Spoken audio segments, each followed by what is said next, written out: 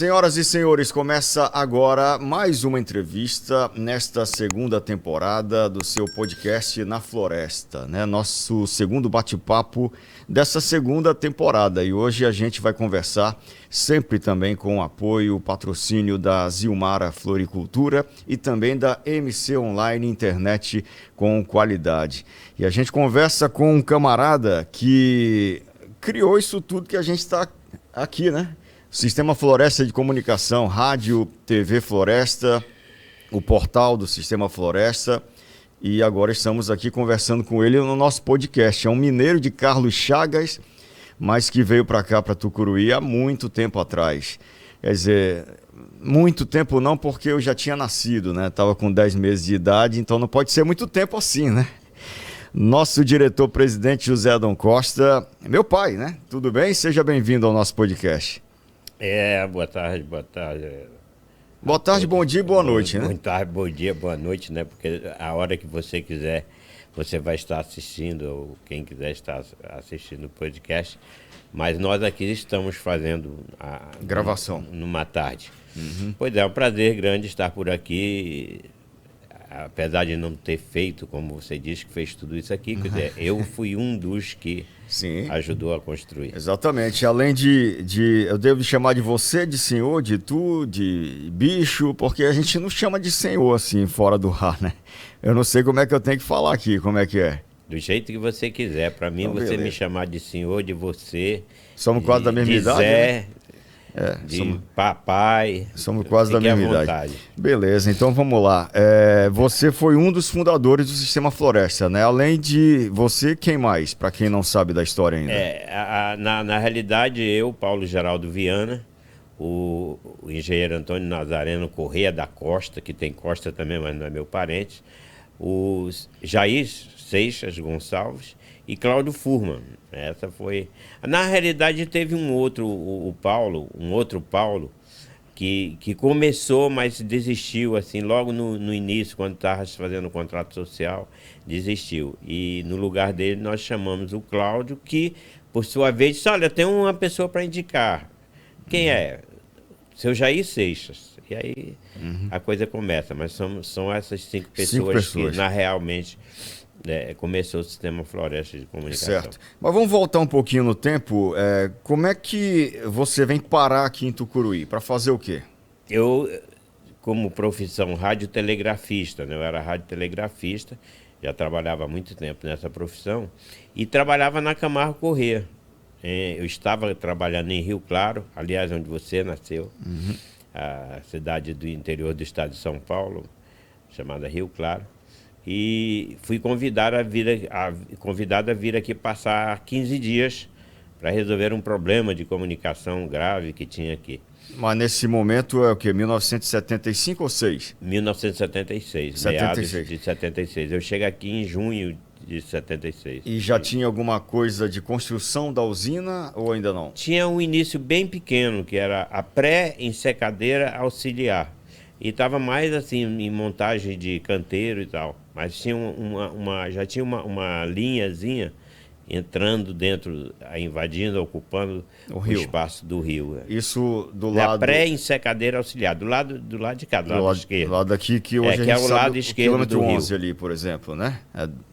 A gente tem como base o quilômetro 11 aqui, né? Não, o quilômetro 11, não era bem ali, era mais ou menos... Assim como se tu fosse olhar, era um pouco, talvez, mais ou menos próximo de onde está o túnel, mas não dá muito para precisar, porque ali houve muita modificação.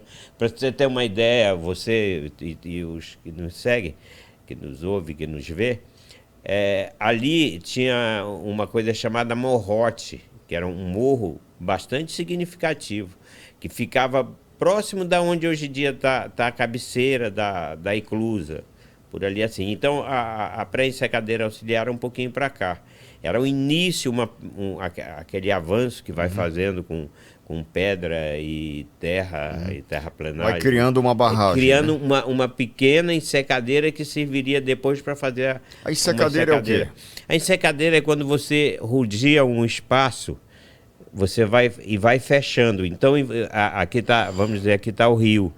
Então você vai entrando, vai fechando, vai fechando, vai fechando, até você fechar e volta aqui. Não vai fechar o rio todo, mas essa parte aqui do rio. Aí você vai retirar a água daqui de dentro e vai poder escavar aqui para fazer fundações. Entendi. Então, onde era o curso do rio, você fechou uma parte fluxo dele, não o fluxo do rio todo, mas fecha aquela parte, retira a água e começa a cavar. E vai trabalhar ali dentro. Então, se você olhar, por exemplo, hoje, quando você vai daqui para o Breu, aquela parte que sobrou ainda, que você vê um braço de barragem, vamos dizer assim, entrando, ali era uma barragem, era também barragem, que depois foi modificada em função da ampliação da ampliação da etapa. Entendeu? Então, mas antes você tem que fazer aquilo, você cerca, vai tirar a água, para depois, e para você poder escavar e fazer a estrutura. Depois você vai ter que voltar a água para esse lugar. Então, quando você olha aqui como foi construída a barragem do Tucuruí, teve pré-ensecadeira, teve outras ensecadeiras na margem esquerda e teve ensecadeira do lado de lá, e até que chegou o momento de fechar o rio, ou seja, o momento de desvio que acontece acho que, se não me engano, foi... Não foi em março, porque em março as águas estavam de muito 80. altas. Eu não me lembro exatamente o ano. Mas é histórico, o seu Sebastião estava, o presidente... Pois é, mas eu vou lhe perguntar daqui a pouco sobre essa reunião, uma reunião especificamente, que eu já ouvi algumas histórias, que tem a ver também com a sua ascensão profissional dentro da Camargo Corrêa, que era a empresa que você trabalhava quando veio para fazer... essa missão aqui da comunicação. Sim, aí eu venho para cá em 1976 para resolver o problema de passar comunicação. 15 dias. Era para passar 15 dias, que era o tempo que achavam que eu ia resolver o problema. E está até hoje, 48 anos depois. Aí, quando eu resolvi o problema, eles não quiseram criar outro, quiseram que eu continuasse e eu fiquei. Ficando... Certo. Mas aí como radiotelegrafista, né? Como radiotelegrafista. Mas eu passo muito tempo ainda. Assim, tá, mas aí eu vou pedir para a gente voltar um pouco mais no tempo ainda. Como é que você começa a trabalhar como radiotelegrafista? É uma profissão, primeiro, que é algo assim espetacular, né? A comunicação através de códigos, né? Traço, código linha, Morse. Código Morse, né? Mas traço. Ponto, traço, né? Como é que você aprende essa profissão? Olha, eu aprendi essa profissão já no então estado de Goiás, hoje em dia é Tocantins, em Gurupi. Eu era garoto, comecei a aprender, fiz muitas coisas durante a minha infância. Por exemplo? Eu trabalhei, meu compadre, eu trabalhei em tudo que tu imaginar. Por exemplo? Né? De oficina de bicicleta, oficina mecânica. Naquele tempo tinha essa coisa, né? A criançada, muito novo, com 7, 8 anos de idade, já começavam a fazer alguma atividade. E era considerado muito normal isso, né? Então, com 7, 8 anos, já começou já começava a consertar trabalhar. uma bicicleta? Consertava a bicicleta, fui trabalhar em oficina mecânica. Acho que uma das primeiras que eu tive é um negócio interessante, que eu pedalava para o dentista. Como assim? Dava carona pro dentista, não? Não, eu pedalava para ele. Pois é, mas como? Pro motorzinho, para funcionar o motor. Para funcionar aquela broca assim. A broca. Tinha um negócio parecido com isso aqui. Vinha uns cordãozinhos e com roldanas e tal, que dava velocidade. Sim. E aquilo era pedalado. Então, quando você pedalava... Eu ficava pedalando ali, e aí o dentista ia usando a broca. Se parasse de pedalar? Se parasse de pedalar, ia diminuir a velocidade da broca. E do atendimento também, né? Isso foi uma das primeiras coisas que eu fiz na vida. Com assim, quantos anos, mais ou menos? Rapaz, eu era muito pequeno. Aliás, pequeno eu continuo sendo até hoje, mas eu era bem novo. 7, 8 anos, 9 anos por aí, de idade. Rapaz, eu acho que eu tinha até menos, se brincar. Mas acho que era por aí assim. Mais ou menos isso, né? Eu começo a trabalhar muito cedo. Aí eu trabalhei várias coisas. Aí antes de ser praticante de radiotelegrafia, que eu fiquei muito tempo aprendendo e tal, eu trabalhei em padaria, trabalhei na oficina mecânica, trabalhei numa cerâmica. Em Gurupi, por exemplo, eu fui entregador de pão. vendi pirulito, essas coisas todas eu fiz, né? Muito bem. Eu quero ver o que é que a Vanessa Vanzeler vai fazer com tanta história interessante que ele está falando para a gente. Vamos ver qual vai ser a chamada que a Vanessa vai fazer sobre essa história fantástica dele, né, do nosso diretor, meu pai, José Adão Costa. Agora, eu sei um pedaço dessa história porque eu tenho um tio, né, que é casado na realidade com a irmã da minha mãe, né, o tio Chico Gonçalves, Francisco que foi um Gonçalves. segundo pai para mim também. Ele me disse certa vez, a gente conversando lá em Castanhal, que ele lhe viu, eu acredito que nessa olaria, né, e trabalhando todo empoeirado ali, fazendo tijolo ou telha, alguma coisa assim. E aí ele pega e fala para minha avó, né, sua mãe, irmã Delminda, eu vou tirar o Dai, né, que era o seu apelido de infância e adolescência, enfim. Eu vou tirar o Dai dali para ensinar uma profissão para ele. Ele disse que te viu ali todo empoeirado, né, e trabalhando nos forno tipo de carvoaria, né? Mais ou menos. Eu, na realidade, na cerâmica, eu comecei na cerâmica fazendo uma coisa, era a cerâmica fazia tijolo e telha francesa. Tá, entendeu? Aí era uma coisa toda manual, não tinha nada, não tinha energia elétrica e tal, o forno era forno a lenha, para amassar o barro era um animal que circulava aquele moinho que faz. Tipo um boi ou. Era um cavalo mesmo, mula, burro, Sim. Enfim. Aí eu fazia o seguinte, eu trabalhava na prensa. A prensa era você cortava uma fatia de barro, colocava embaixo e abaixava a prensa. Para dar formato. Para dar o formato da telha, uma chapa em cima e uma chapa embaixo, dava o formato na telha. Aí você pegava aquilo e virava numa bandeja tipo de madeira que ia guardar lá nas prateleiras para secar. Era coisa bem manual assim. Eu não baixava a prensa, porque eu era bem pequeno. Eu não conseguia baixar, mas eu fazia todo esse tempo. Eu botava aqui o barro, tirava a mão, o cara baixava, ele levantava, eu recebia, puxa o negócio embaixo, aí vem, você apara a telha, aí eu já entregava para alguém que estava aqui para receber a telha para outro garoto, né? Para pegar a telha para levar para condicionar na prateleira, onde ela ficava sofrendo o processo de secagem, para depois ser colocada no forno. E aí, quando era a época, quando ia queimar a telha ou o tijolo, eu ajudava também, que você montava o forno, colocava as coisas lá dentro, buscava lenha, botava fogo e tal, e funcionava. Isso com o quê? 10, 12 anos de idade, mais ou menos? Por aí, assim. 12, 13. E aí, pois o tio Chico disse que nesse momento ele começa a lhe ensinar a telegrafia. Eu fui com ele para lá, para Rodobras, eu ficava com ele lá, como se fosse um ajudante ali. Rodobras, né? Seria o equivalente ao quê? O DENIT? O Rodobras era uma autarquia que pertencia ao DNR, e que cuidava só da Belém Brasília. Então criaram tipo uma empresa do governo federal que cuidava só da Belém Brasília, tá? Então ela chamava Rodobras. Aí ela tinha duas coordenações, uma em Brasília e outra em Belém. Era CTAB e CTAP. E aí tinha os trechos que essas coordenações cuidavam. Sim. E eu aprendi lá. Mas eu aprontei uma logo de cara. O que foi? Eu dirigi um caminhão lá e quase eu bato. Dirigiu um caminhão? Peguei um caminhão para dar uma volta. Sem autorização? Foi. E aí? Aí passaram a mão lá e tal. Mas aí estava aprendendo a telegrafia, certo? Aí aprendeu e depois?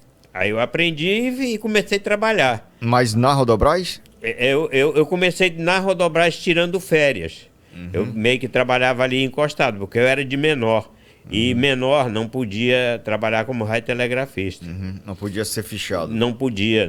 Era uma profissão considerada apenas para os maiores de idade, entendeu? Então, aí E então esperou um tempo para poder aparecer uma oportunidade. Aí eu fui. Eu fui em Belo Horizonte fazer uma escola de radiotelegrafia que tinha lá, que eu queria tirar o certificado de radiotelegrafista internacional, entendeu? Então, aí eu fui e consegui tudo. Aí o meu primeiro emprego oficial como radiotelegrafista foi numa empresa chamada Minas Engenharia. Que fazia o quê? Que fez parte de asfalto na Belém, Brasília. A Belém Brasília era a obra que, digamos, movia também essa questão do desenvolvimento e de interligar o sul com o norte? Com o norte, o sul com o norte. Belém com Brasília, né? Uma obra fantástica, uma obra que abriu todas as possibilidades aqui por norte. Imagina para você que antes tudo para Belém era navio de cabotagem, né? Então tinha que vir tudo de navio. Não tinha nenhuma ligação, a não ser navio e por fora, né? Ou seja, o navio para vir, imagina, sair de São Paulo a Belém, você contorna o Nordeste inteirinho e tal. E foi uma obra muito importante, né?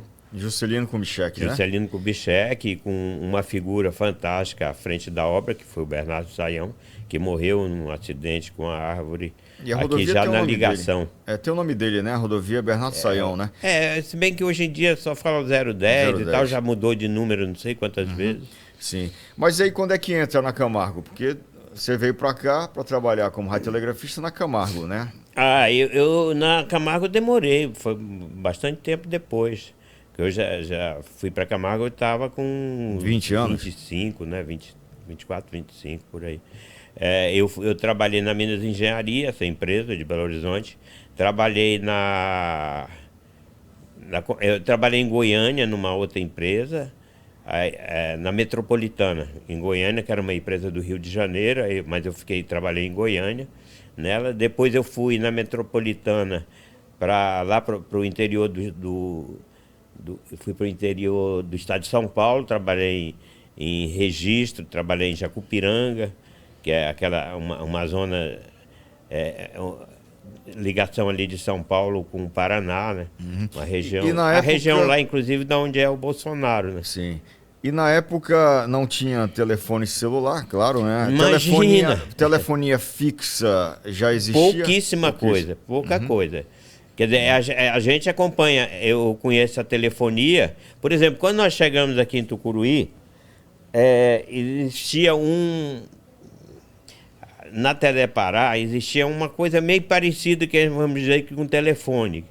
Era uma coisa muito mais arcaica, porque você usava um rádio SSB, que é um radiofonia, para falar com o Maranhão, fazer uma conexão. Então era uma conexão bem grosseira para conseguir falar com Belém, mas às vezes você demorava 4, 5 dias para sair uma ligação, se saísse. Entendeu? Aí nós aqui trabalhamos, quando nós chegamos só tinha radiotelegrafia, você não tinha outra forma de comunicação. Entre os diversos setores da obra, por exemplo, também, né? Também. Aí já voltando para a sua chegada aqui em Tucuruí, em 76, né? Como é que era a questão da moradia aqui, por exemplo? Bom, quando nós chegamos aqui em Tucuruí, dependendo do tipo de funcionário, da função e tal, você ficava alojado aqui na cidade ou em alguns alojamentos que já estavam sendo improvisados no canteiro de obras. Aqui na cidade, eles alugaram algumas casas para funcionar como república. Entendeu? Então, mas aí, sem famílias... Não, sem família, só os trabalhadores. Só o trabalhador. Aí era umas casas que eram alugadas para fazer república. Eles pegavam uma casa, davam uma ajeitada nela, colocava banheiro, colocava algumas coisas nesse sentido, botava água, mesmo que fosse água de poço, mas botava água, botava banheiro, porque a maioria das casas, a maioria, não todas, mas a maioria só tinha aquela sentina lá no atrás. Fundo, lá atrás, entendeu? Que era no chão, né? Que era no chão. Então, eles davam uma ajeitadinha e colocava algumas pessoas que eram as pessoas, vamos chamar assim, mais cargo de chefia e tal, essa coisa. Então, essas foram moradias, as primeiras moradias. Tinha umas repúblicas, umas 4 ou 5 repúblicas aqui na cidade. Aí você ia para o canteiro de obras, ficava lá o dia inteiro, né? Almoçava lá e tal, não jantava, dependendo de como você trabalhava, ou dependendo do horário, a maioria às vezes até jantava lá e voltava para dormir. Voltava para dormir. Certo. E quando é que surge a primeira vila? É a pioneira ou foi a temporária? A pioneira para alguns engenheiros. Certo. Alguns engenheiros, alguns cargos de chefia. Não era para peãozada. Aí na peãozada você tinha uma quantidade de alojamento. Nós tínhamos perto do... Hoje em dia não é mais nesses locais, entendeu? Mas perto de onde era um dos escritórios da Eletronorte, da Camargo Corrêa, tinha uma quantidade grande de alojamentos. Isso aqui na cidade ou lá Não, lá no canteiro. Lá no canteiro de obras. Aí depois foi... Aí você tinha os refeitórios e tal. E isso foi se modificando lá dentro do canteiro. Mas era tudo lá. Certo. Só para você ter uma ideia, às vezes a gente saía daqui 6 horas da manhã e chegava 9 horas. De volta do trabalho. Não, 9 horas lá. Chegava lá 9 horas. 3 horas de viagem daqui pro canteiro. Era muito ruim quando você saía daqui, era uma estradinha. Logo no início, era uma estradinha bem complicada, que você saía aqui, onde é perto do Santa Angélica, aqui, tinha um igarapé aí, já tinha uma pontezinha improvisada, uns troncos de madeira e tal, aí tu subia. Aí a mosca ali, na descida da mosca, era muito complicado, porque era um aclive muito alto, e lá embaixo você tinha um igarapé também com 2 toras de ponte, entendeu? E ia embora. E lá, hoje, onde é o Exército, ali você pegava uma estradinha que não é a atual, essa de asfalto, mas você pegava uma estradinha um pouquinho à direita da que é hoje, e ela ia serpenteando ali até chegar lá embaixo no canteiro, e era muito complicado. Isso no inverno, então, piorava muito mais. No inverno era bem complicado. Sim. Essa questão de em frente ao Santa Angélica, hoje a gente tem um corte, né? Tem duas partes altas. Antes não tinha esse corte. Não tinha um corte assim. Era uma ladeira enorme. Era ladeira ali, e você tinha uma... Aqui, o Mafra também, aqui na frente do Mafra já era mais alto e tal, então tu fazia uma descida ali, lá embaixo para poder subir. E aí, veículo na época, o Fusca predominava, né? Tipo, é difícil ter um veículo traçado, Fusca por exemplo. e Kombi. Kombi, né? Fusca e Kombi. Quando a Camargo Corrêa chega, por exemplo, o engenheiro já tinha uma veraneio, né? Aquele carro... Da Chevrolet. Da Chevrolet, era veraneio. As veraneios era que servia para a turma de chefia, assim, da chefia mais destacada. Sim, mas aí em 1900... Mas a gente trabalhava, quando a gente trabalhava, você tinha carro para o teu trabalho, então era um Fusca. Fusca, né? Em 1980 teve uma cheia que quase levou, né? As águas quase levaram... As águas de março de 80. Tudo que tinha sido construído. Como é que foi esse momento ali? Pois é, a gente teve um momento diferente, um momento de água muito intensa, e um momento que estava se fazendo a ensecadeira principal. E a ensecadeira estava subindo, ia subindo, e a água começou a subir mais rápido de que a gente conseguia fazer a ensecadeira subir, isso trabalhando 24 horas por dia, jogando com um número pedras muito imensas. Pedras, mas que a ensecadeira não é só pedra, você precisa também fechar, entendeu? Então tem pedras e tem outros materiais. E tem aterro, né? Então você precisa... A pedra é mais como enroncamento para protegê-la, e não a base de desvio propriamente dito. Propriamente dito. E então chegou num ponto que não foi possível, a água terminou entrando nessa ensecadeira, de alguma forma sabia-se que não ia ter jeito e tal, então retirou seu equipamento, ficou uma ou outra trator lá dentro só, mas aí a água entrou e não acabou com a ensecadeira, né? Ela se conformou lá dentro, entendeu? Mas foi um atraso muito grande. E isso foi, acho que Deus que fez, porque isso permitiu que se recalculasse o vertedouro da obra. A estrutura do vertedouro. Porque até então não se conhecia um volume tão grande de água como aconteceu em 1980. Ou seja, por isso nós temos o maior vertedouro do mundo, né? Sim. E se não tivesse acontecido essa enchente... Ele seria bem menor. Seria menor, e de repente se viesse uma enchente dessa... poderia ocorrer um problema sério. Um problema sério. Certo, mas aí nessa época aí teve uma reunião, né, com o Sebastião Camargo, que era o dono da Camargo Corrêa, né? E você participou dessa reunião, foi nessa época? Não era o Sebastião Camargo. Quando Na realidade, eu chego um dia, quando estava essa discussão, eu chego um dia no escritório, vou entregar um telegrama urgente lá para o engenheiro residente, e estava discutindo, tinha o presidente da Camargo Corrêa, não era o seu Sebastião, era o engenheiro presidente da Camargo, pessoas da Eletronorte e outras pessoas da Camargo estavam discutindo a questão de como saber o que estava acontecendo com o Rio Tocantins e o Araguaia acima, porque era complicada a comunicação naquela época.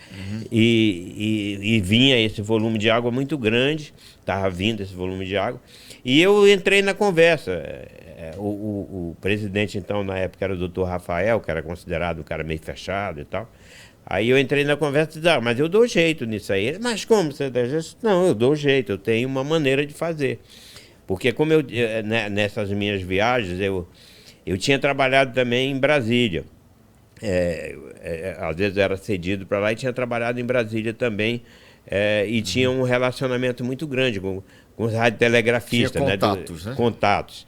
E eu conversei com um radiotelegrafista nosso de Brasília, para ele lá, lá já se conseguia falar por telefone entre eles, né? Para ele conversar com um outro radiotelegrafista de lá, que era do DNPVN, entendeu? E que eu precisava disso e tal. Aí fez tudo esquema, quando era de manhã eu já recebia, entendeu? O pessoal entregava em Brasília, passava, ou eu escutava em outra frequência e tal, e de manhã eu já colocava a informação e passava um rádio para São Paulo, para o doutor Fantinato, que era um diretor que cuidava da área daqui.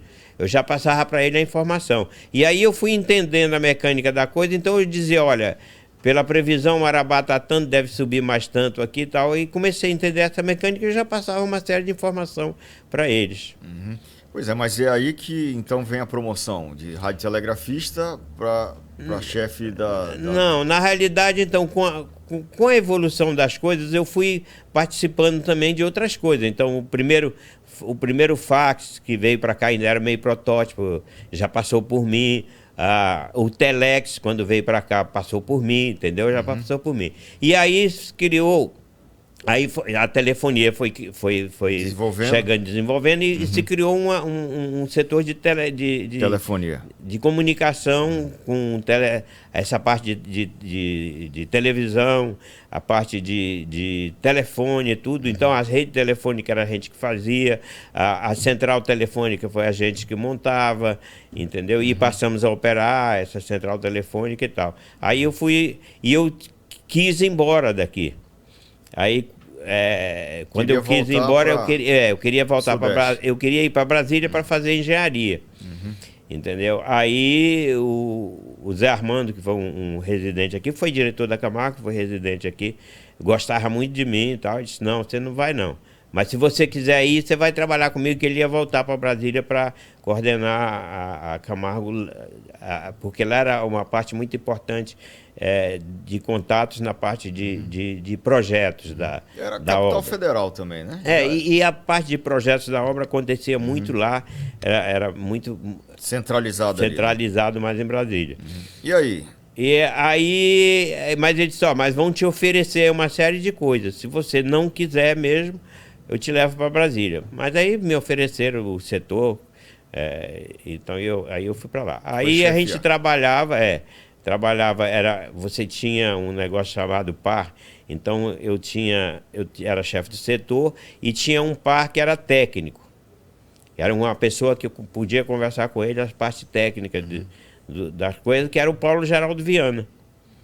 E a administrativa aí era outra pessoa, teve uns 2 ou 3. Só que era meu pai. Paulo não era da Camargo. Eles eram da Eletronorte. Porque essas atividades, na realidade, nós trabalhávamos, no fundo, a gente estava trabalhando, prestando um serviço que era, não para Camargo em si, mas era um serviço para a Eletronorte. Entendeu? Eu chamava UT, que era Unidade de Trabalho, 014. Então a gente tinha um crachá lá e tal, que tinha um número de identificação, que até hoje eu sei o meu, que era 75921-0. Sim. E esse crachá significa... E esse crachá, quando tinha o UT 014, era porque a gente trabalhava em funções que tinha que estar apareado com a Eletronorte. A gente exercia atividades que eram atividades que era remunerada pela Eletronorte para Camargo Corrêa, porque aquilo era como se ela fosse contratada para prestar aquilo ali. Não era uma terceirização, era um trabalho Era em conjunto. meio parecido com a terceirização, mas você tinha sempre o par, né? Então, não era que tinha uma telefonista da Camargo, uma da Eletronorte. Não era, mas a administração, eu tinha que discutir com o Paulo Viana, aquilo que era melhor tecnicamente, e tinha que discutir com o administrativo aquilo que era melhor. A gente chegava a acordo ou não chegava a acordo e tal. Certo. E aí vocês, eu ouvi algumas histórias também, né? Vocês montaram um monte de torre daqui até Cametá. Sim, aí a coisa foi crescendo, né? Nesse sentido das evoluções dos meios. Entendeu? Então, por exemplo, quando foi possível, já veio telefonia para cá. Entendeu? Aí já uma telefonia que já era essa época que eu estava te falando. Que a gente ligava para a central telefônica. Ligava para a central e nós completávamos a ligação. Mas nós já me liga com tal lugar, né? Isso, nós já funcionávamos como se fosse uma empresa de telefônica aqui. Em vez da Telepará fazer, era nós que fazíamos. A Camargo Corrêa e a Eletronorte. A Camargo Corrêa a serviço da Eletronorte. Então nós tínhamos ali onde no centro comercial, em frente a Jorge Antonello, aquele prédio baixo ali, era a central telefônica. Em frente ao colégio ali da vila, né? Em frente ao Jorge Antonello, em frente ao centro comercial. É o mesmo prédio, tá do mesmo jeitinho lá. É o mesmo prédio, tá do mesmo jeito. E essas torres? Essas torres, na realidade, nós montamos torres ou aproveitamos torres da companhia telefônica para trazer o sinal de televisão de Belém para cá. Então, a Eletronorte houve por bem trazer o sinal de televisão de Belém para cá. E não tinha TV antes aqui? Antes não, era só retransmissão com fita. Com fita. Então, tipo assim, tinha alguém o tempo todo colocando uma fita para que as pessoas assistissem. A gente tinha 4 pessoas que trabalhavam em Belém, e lá dentro da TV Liberal, a gente comprou os vídeos cassetes para gravarem. Eles gravavam lá em Belém. Então passava um programa lá hoje, por exemplo, eles gravavam. Isso. E aí mandava para Camargo. Isso. Então estava gravando hoje, por exemplo, gravava o Jornal Nacional, gravava tudo, gravava toda a programação. Quando era de manhã, tinha um avião, todo dia de manhã tinha um avião que fazia de lá para cá trazendo coisas, trazia guloseimas, trazia alface, trazia essas coisas assim, e trazia fitas. Era um avião da Camargo Corrêa, com o prefixo era Charles Eco Tango, CET. Sim, isso já é que 1980? 79, 80? 79, 80, por aí assim. Por essas épocas, mais ou menos. E eles traziam, o avião trazia... Eu sou meio difícil de guardar datas. Eu também. 79 e 80, aí o avião trazia fita. Aí trazia as fitas. Uma programação que rodou no dia anterior em Belém. Isso. E aí, rodava aqui? Aí rodava aqui. Então você via o Jornal Nacional com a defasagem, se assistia às novelas. Né? Mas veja só... A sorte é que não tinha telefone, né? Porque senão a amiga ia ligar para outra amiga, tu viu a cena da novela? Pois mas tu sabias que mesmo nesse tempo, Belém não passava a novela ao mesmo tempo que o Rio de Janeiro. Chegava atrasado. Chegava, a novela vinha de avião, entendeu? Ou vinha acho que de avião. Vinha e era passado... Sim. Algum tempo depois, então a novela acabava lá no Rio de Janeiro, a senhora Dona Maria daqui de Belém ficava muito brava porque a prima dela disse, olha, sabe o que aconteceu?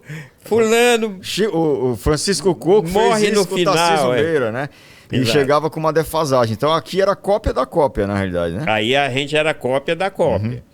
Sim, entendeu? E o Silvio. Aí depois a gente nós colocamos o SBT aqui, era gravado também. Sim, mas antes de falar sobre o SBT, eu vou trazer um recadinho aqui, porque a Floricultura Zilmara está localizada na 31 de março e lá você prepara cestas de café da manhã. Ela prepara, né, cestas de café da manhã.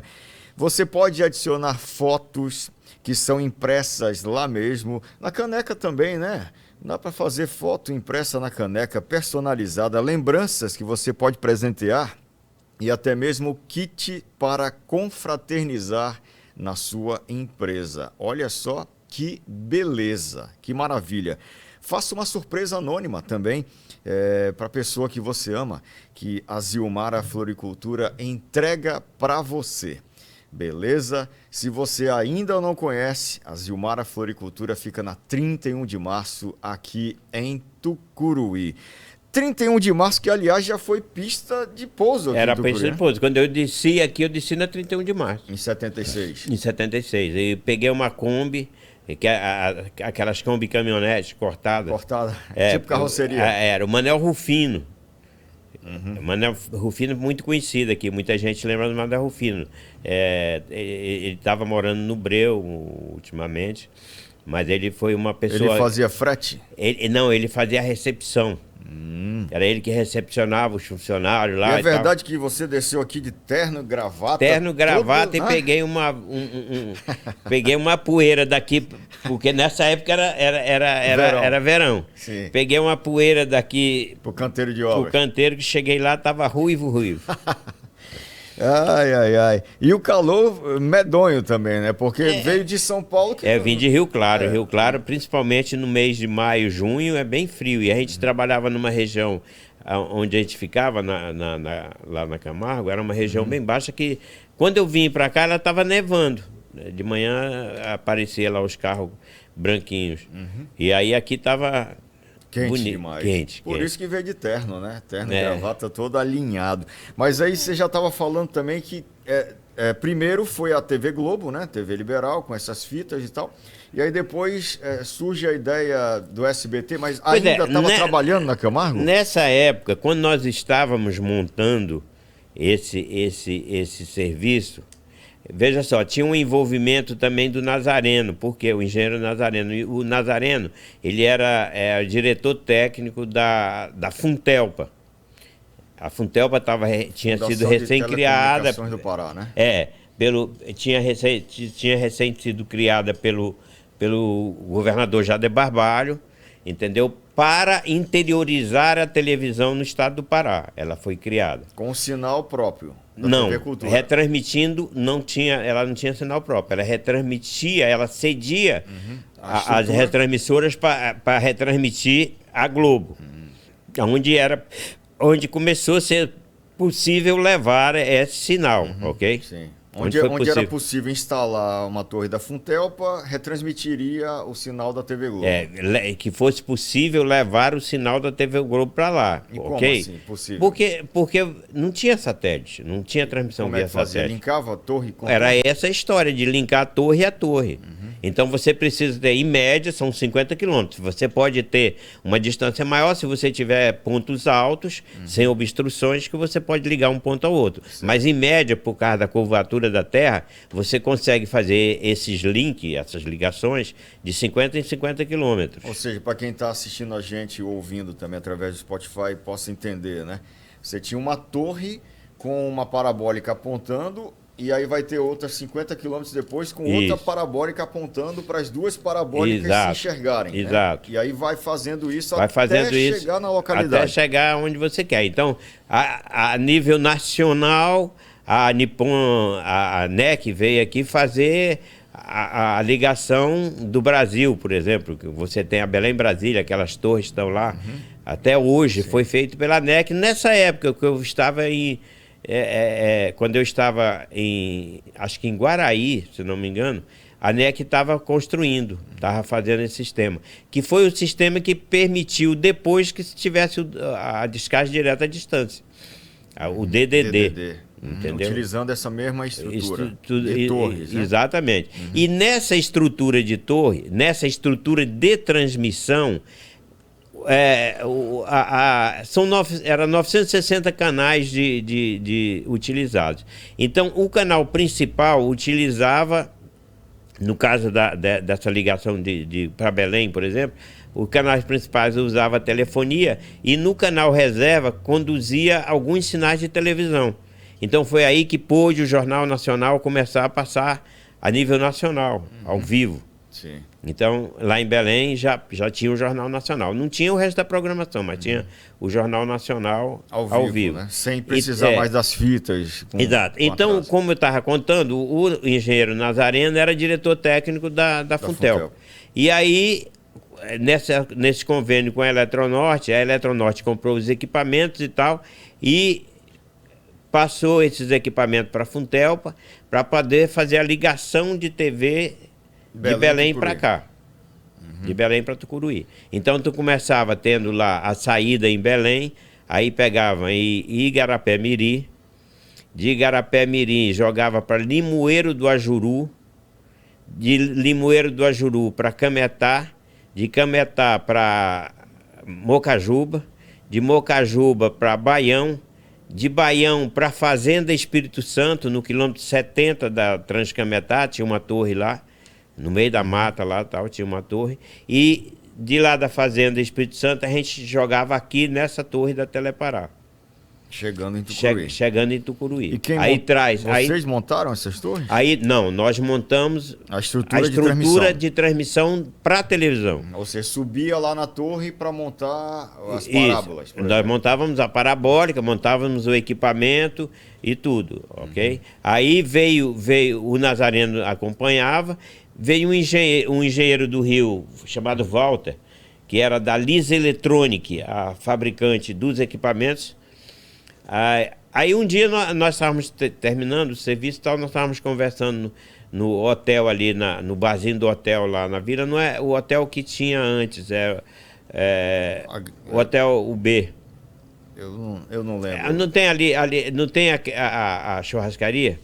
Ali perto não tem aquelas coisas de dentista, assim do lado direito, onde já foi a segurança?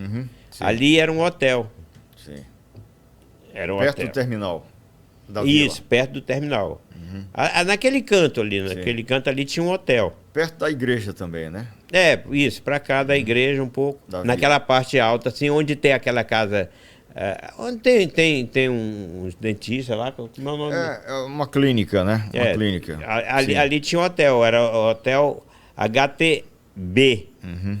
Que era, a HTA era aquele que tem lá em cima e a HTB era ali.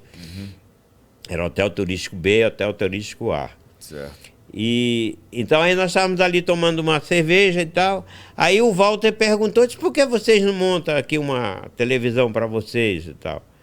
Aí, como assim montar uma televisão para nós? Não, se vocês quiserem ver, a gente vê lá para fazer um financiamento bom para vocês comprarem equipamento e tal, mas para montar aqui uma retransmissora solta.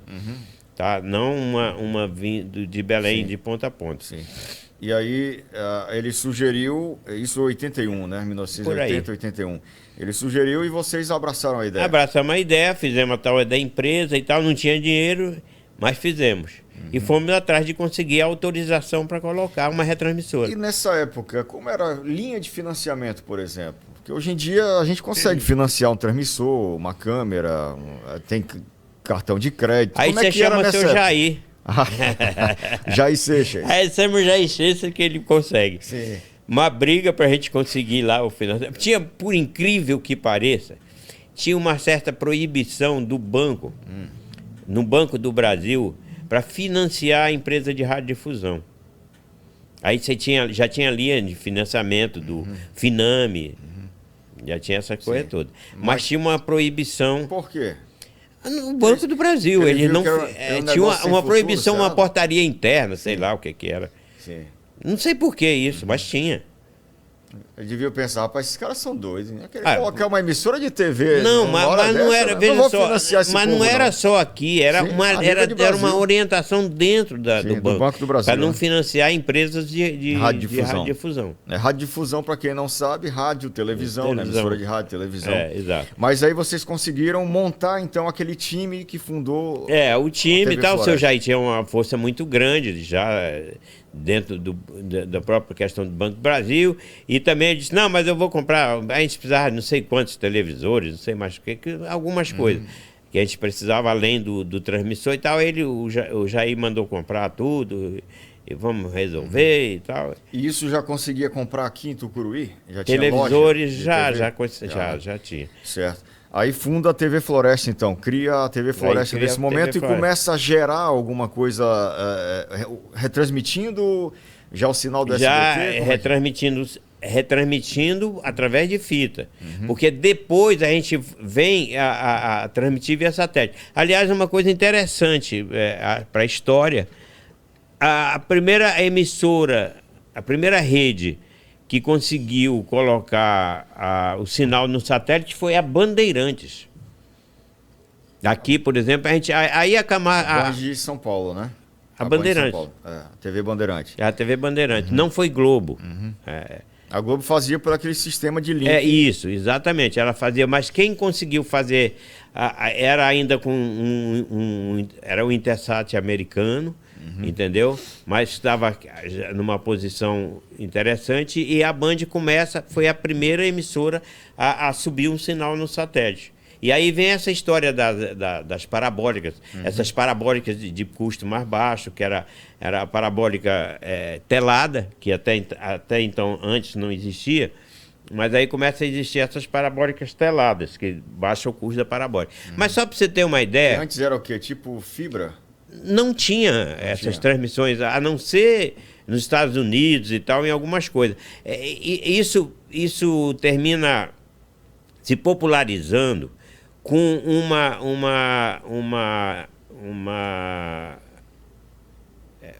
competição, uma Olimpíada, que os Estados Unidos, que a Rússia foi boicotada. Que a Rússia foi boicotada. Um engenheiro russo, ele teorizou essa antena, eu estou falando antena de baixo custo porque é antena telada. Na realidade, aquela abertura da antena telada, ela tem um comprimento de onda menor do que o comprimento de onda da frequência. Então, a transmissão enxerga como se fosse praticamente uma superfície fechada. Aí popularizou, mas só para você ter uma ideia, sabe quanto custava uma anteninha parabólica e com um receptorzinho? A mesma coisa que um Chevette Zero. Nossa, uma antena, né? Uma antena parabólica. O preço de um carro zero. Era o preço de um Chevette, que não era um carro qualquer, era um Chevette. Um Chevette Zero. Um carro que tinha um certo conforto, né, da Chevrolet. Aqui eu vendi muita antena parabólica. Já num outro momento. Já num outro momento, mas nesse boom dessas coisas, entendeu? Eu vendi muita antena. Aqui onde nós estamos gravando, inclusive, era a Eletrônica Fard. Eu e o Araújo aqui começamos a vender antena. A primeira vez que nós vendemos, nós fizemos um consórcio. Como assim? Um consórcio, igual faz consórcio de carro. Sim, mas vocês vendiam para as pessoas em forma de consórcio? Isso. E as pessoas iam pagando ali a mensalidade? Juntavam um grupo, aquele grupo, o valor que cada um pagava equivalia a uma antena naquele mês. E um deles era contemplado? E um deles era contemplado. Muito bem, né? E muita gente aqui comprou antena assim. Sim. Tem até o seu Adão, né? Que é seu xará também, lá do Pão de Queijo, ali quando a gente vai para repartimento, ele sempre fala para mim que ele comprou uma antena. Ainda tem muita antena das que eu coloquei. Mas aí, quando é que surge a Rádio Floresta? Porque então primeiro foi a televisão. Sim, aí né? surgiu, aí veio a televisão. Aí aí veio a história, mas vamos colocar uma rádio. Já tinha havido uma concessão de uma rádio AM para cá. Só uma dúvida minha, rapidinho. O SBT, ele surge, a TV Floresta, em 1981. Foi uma das primeiras afiliadas do SBT a nível nacional? Foi. Nós somos afiliados uma das primeiras mesmo. Tanto é que a gente tem praticamente quase a mesma idade do SBT. Assim que o Silvio conseguiu colocar no ar, porque o Silvio também, no dia que ele recebe a assinatura da concessão, ele já colocou no ar a assinatura da concessão, né? O presidente assinando para ele a concessão. Aí nós somos das primeiras a colocar. Certo. E aí voltando para a rádio, então a ideia de colocar uma rádio... Colocar uma rádio. Já tinha uma AM aqui antes? Aqui tinha tido uma concessão de uma AM, mas não tinham colocado no ar. O Jair também parece que tinha envolvimento. Eu sei que... eu me lembro que tinha uma churrascaria aqui perto de onde é o Supernorte, aqui na cidade. Lauro Sodré. Aqui na Lauro Sodré. E nessa churrascaria aí tinha tido uma urna lá para escolher o nome da emissora e tal, uma coisa. Eu não sei, eu não conheço muito bem essa história, eu me lembro de alguma coisa, mas não não entrei muito em detalhes do que aconteceu, por que aconteceu. Aí nós fizemos uma pretensão de colocar uma rádio FM. Aí nós fizemos o quê? Fizemos toda a tramitação do que precisava fazer e tal, e encaminhamos para o Ministério das Comunicações. O Ministério já tinha uma resposta pronta. Ele mandava uma correspondência para você. Levantamentos socioeconômicos nos indica que Tucuruí não tem condições de ter uma emissora de rádio FM. Ou seja, se colocasse a emissora, ela não... Ela ia morrer. Ela ia morrer economicamente, não tinha condições. Não tinha condições. Quer dizer, ele não queria saber se você queria arriscar ou não. Ele dizia que não tinha condições. Já veio a resposta pronta? Já veio a resposta pronta. Aí, para quem apelamos?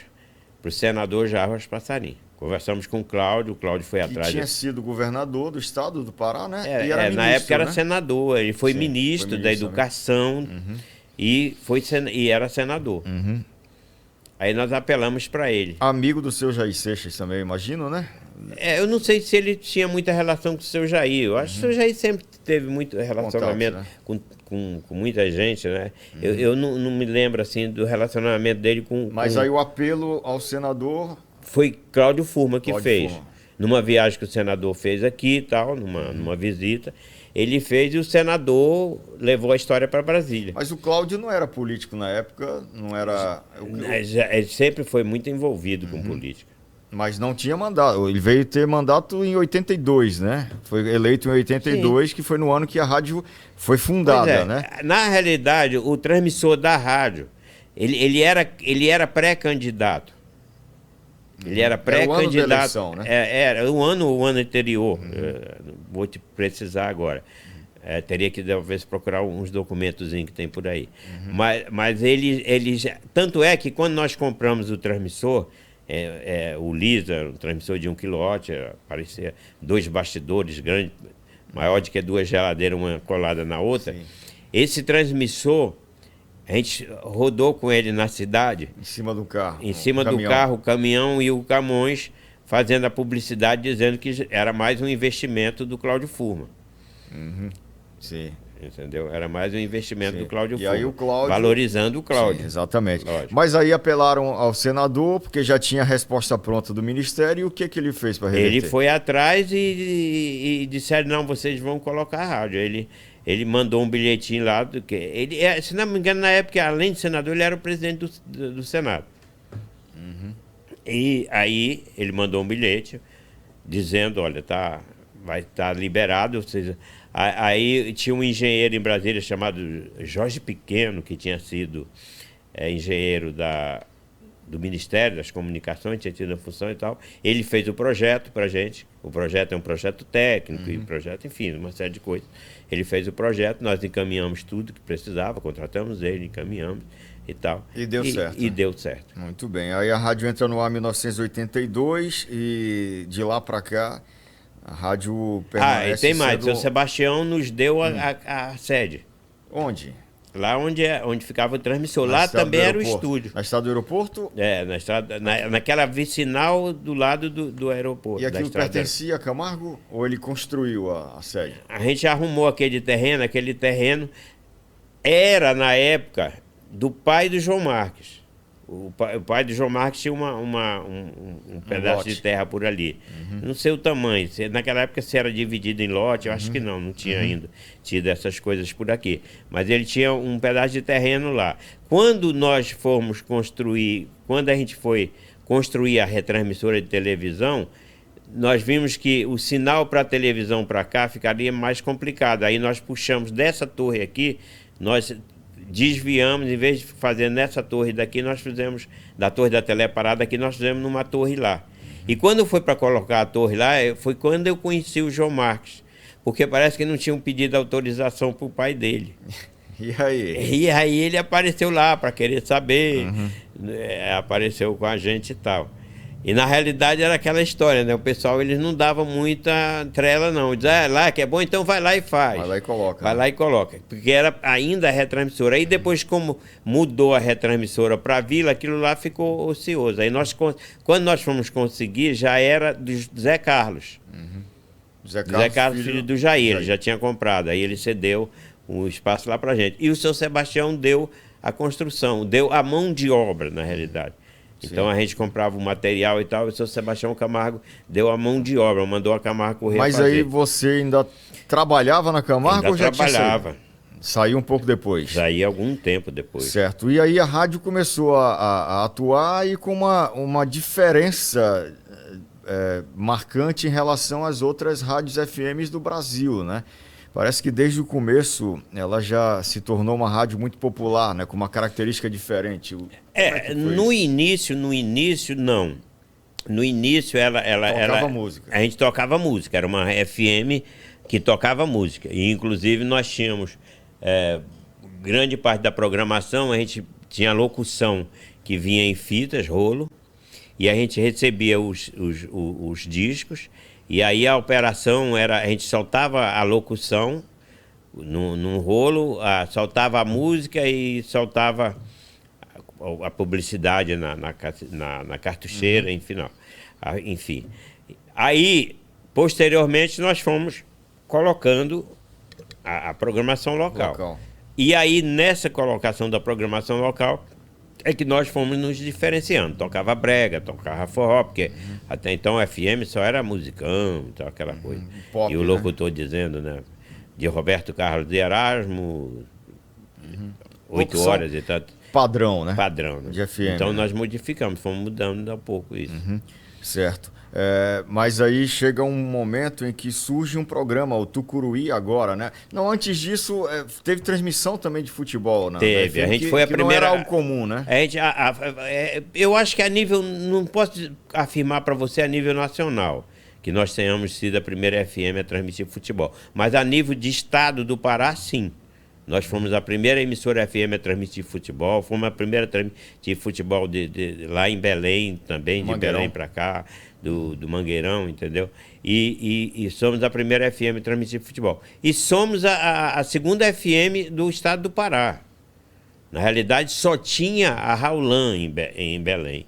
Aí vem a Floresta. E somos a primeira FM estéreo, porque até então tinha FM mono.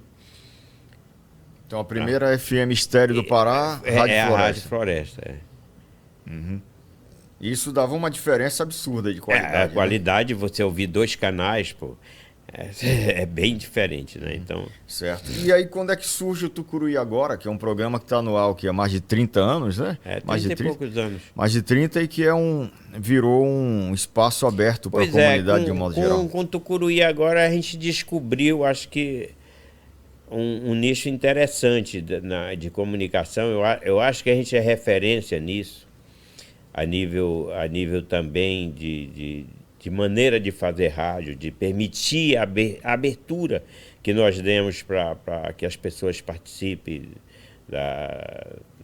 de um programa de rádio, que ele traga os seus anseios, as suas vontades, de discutir com a comunidade as coisas que estão acontecendo, aquilo que de entrar em lutas para conseguir coisas, entendeu? Eu me lembro muito bem que uma das coisas que eu não me esqueço nunca é que quando o IFPA veio para cá, para fazer matrículas, eles já cobravam uma taxa. E aqui a situação não era nada fácil, e foi um período, inclusive, que estava em baixa, acho que entre uma obras. etapa e outra da obra e tal. E o João Marcos Cardoso fez uma campanha aqui para as pessoas bancarem as inscrições. E a quantidade de crianças de jovens que puderam fazer foi espetacular. Então e a gente discutiu tudo o que aconteceu nessa cidade. O problema da CAPEM foi outra. Eu estava conversando no dia da festa agora do seu Jair, do aniversário do seu Jair Seixas lá. 100 anos, né? 100 anos do seu Jair Seixas. Eu estava conversando com o esposo de uma amiga nossa, e ele me contou que ele era da CAPEM. E com a nossa luta permitiu que ele recebesse o dinheiro que ele tinha de indenização, e que foi isso que ele pôde tocar a vida dele para frente. E para quem não sabe, o que foi a CAPEM? A CAPEM foi uma excrescência, né? Porque a CAPEM foi escolhida para vir retirar a madeira submersa. que ia ficar submersa, entendeu? Então, eles tiveram a concessão... Ia fechar a barragem e aí o lago ia subir. Ia ficar madeira embaixo da água, então ia tirar essa madeira antes. Eles iam tirar a madeira antes. Eles iam tirar a madeira, essa madeira seria vendida, seria aproveitada. A Capema era uma caixa de pecúlio dos militares, entendeu? E ela veio para cá e eles fizeram uma confusão danada, usaram o pó da China pó da China é um veneno. É um veneno, é um desfolhante, né? Eles usaram o pó da China como desfolhante para derrubar a árvore. Condicionaram isso ali de maneira irresponsável num depósito, onde hoje em dia é onde hoje em dia é a pecuária, né? A feira, a Expotuc, ali por aquela área ali. Eles depositavam madeira, aí a chuva lavava isso foi para os igarapés, enfim. Contaminação, né? Contaminação, e fizeram, e faliu o negócio, e queriam dar o cano. E não retiraram a madeira? Não retiraram pouca coisa. Né? Retiraram pouca coisa. Eles iriam vender essa madeira? Eles iriam vender. O dinheiro ia para a caixa de pecúlio. Aí acho que teve muitos problemas, entendeu? E eles faliram. Faliram o empreendimento. Certo. E muita gente estava ficando no prejuízo. E foi uma das primeiras atuações fortes da rádio. A gente indo para lá, ouvindo as pessoas, botando a boca no trombone, entendeu? E essas pessoas, dentre eles, esse amigo, ele fazia o quê? Ele trabalhava? Ele trabalhava, era um prestador de... Cortando madeira, por exemplo? Eu não sei qual era a função, mas ele trabalhava lá. Para esse fim que era extrair a madeira. Muita gente teve prejuízo, fornecedor, enfim, trabalhadores, fornecedores. Enfim. E aí virou um conflito isso? Virou um conflito, virou uma ocupação lá e tal. E no final das contas? No final das contas, pelo menos muita gente recebeu. Ele é um caso, ele diz, olha, o dinheiro que eu peguei foi que eu comecei a tocar a minha vida... Me tornei, se não me engano, acho que serraria que ele trabalhou, não me lembro bem. Eu sei que ele tocou a vida dele, criou os filhos e tal. E ele disse que foi importante a luta que a Floresta fez, que se juntou às pessoas para que isso acontecesse. Certo. Aí, nesse período também, um pouco depois, né, começa a surgir também a intenção de criar uma rede de televisão e não só ter uma emissora apenas aqui em Tucuruí. Do SBT, uma rede afiliada ao SBT, como é que é? A gente vai evoluindo. Naturalmente, como eu fiquei só com isso, não tinha outra... Quando eu saí da Camargo, não tinha outra atividade, eu vi a necessidade de tentar crescer, né? De tentar crescer, e aí abrimos a RTP, que era lá em Castanhal, que é a Rede Televisão Paraense. Goianésia, Jacundá. Goianésia, Jacundá, tivemos Paraupebas, tivemos repartimento, enfim. Tivemos algumas emissoras que depois até algumas a gente foi dispensando por necessidade de se concentrar mais, entendeu? Mas acho que fizemos uma história na Radiodifusão Paraense, entendeu? Tem uma história... De construção. De formação das pessoas, de construção de radiodifusão, de abrir espaço. Então, as nossas emissoras têm sempre essa história de permitir que as pessoas participem, que as pessoas tragam. Aprendam a fazer também. Muita gente aprendeu a fazer, né? Sim, exatamente. Recente agora, uma emissora pede para fazer alguma coisa muito parecida com o Tucuruí agora, que é o Altamira agora. Eles pediram se a gente não se importava e tal. Que na realidade fizeram uma abertura parecida. Né? Abertura parecida. Inspirada na realidade. inspirada. No que diz no formato bem parecido com o nosso.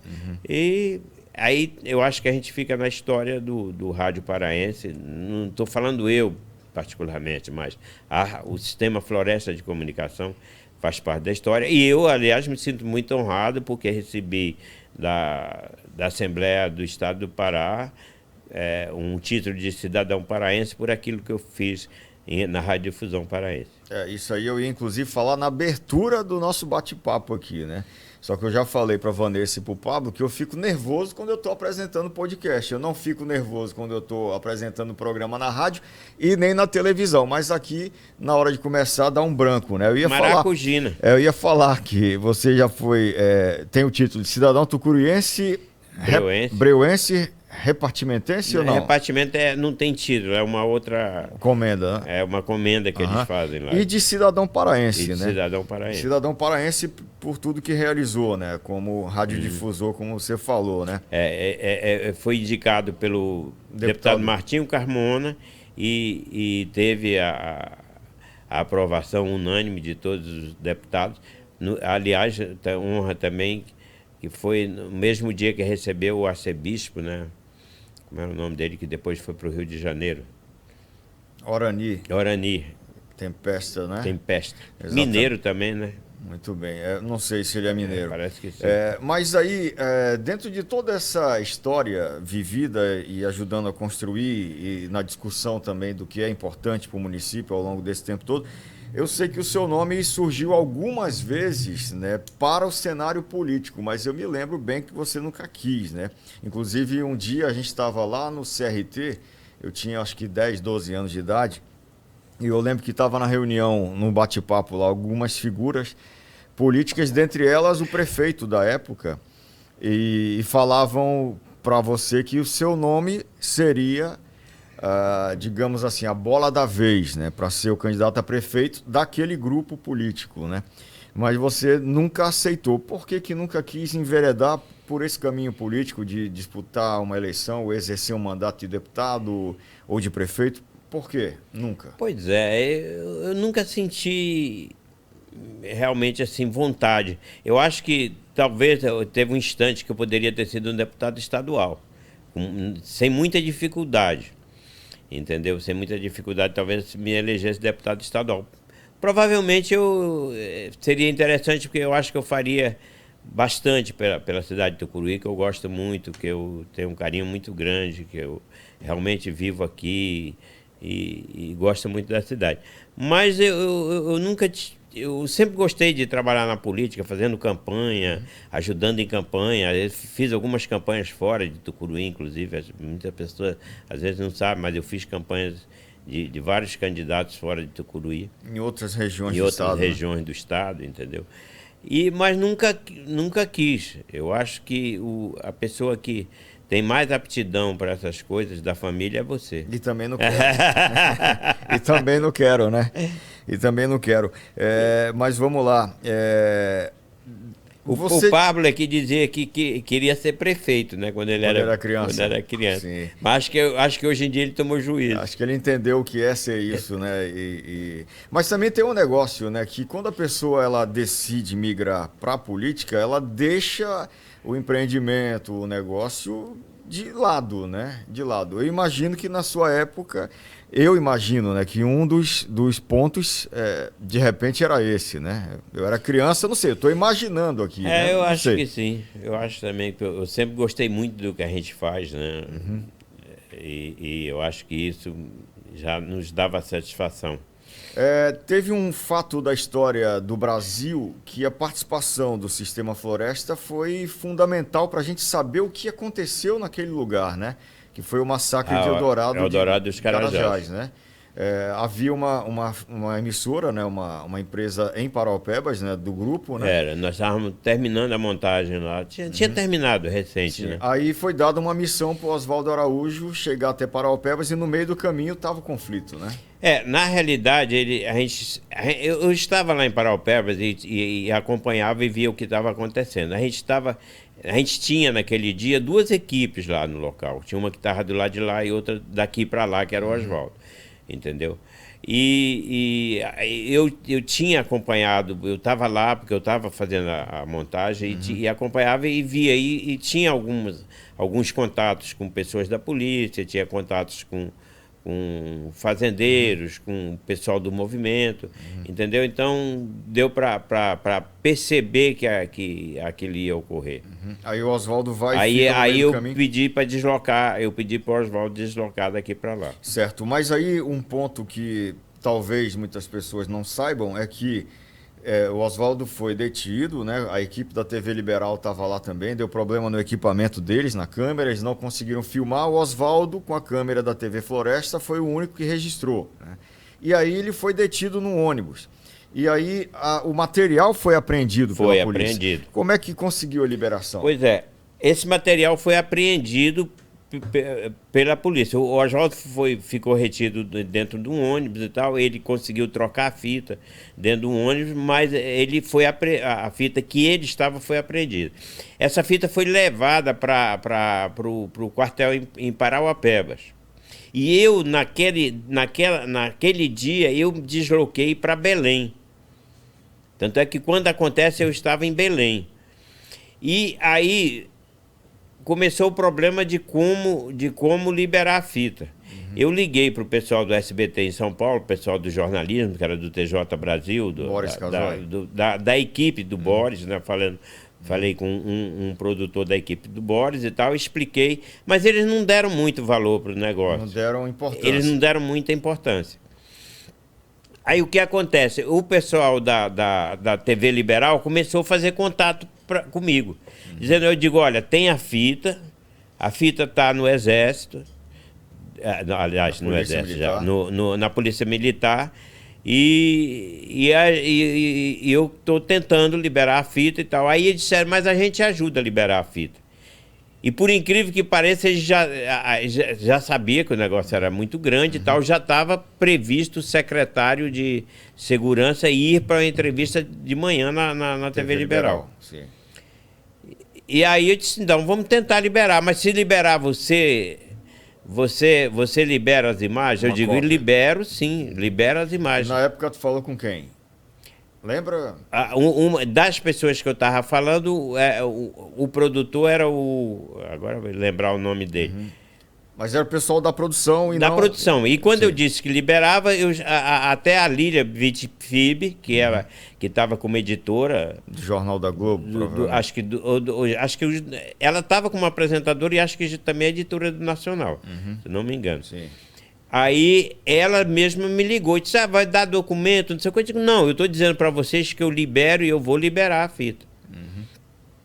Aí nisso, o pessoal do SBT também começa a entender o que está acontecendo, começa a ver e tal, e eu começo a explicar, diz, olha, eu fiz isso, mas você não vai fazer isso, eu disse, eu fiz, eu liguei para vocês, falei, bora tentar liberar a fita e tal, vocês não deram importância, não, foi a pessoa que me atendeu que não deu importância, mas ele está lá numa função que ele deveria saber quando dá importância ou não à pessoa, e eles me conheciam, de qualquer forma também, entendeu?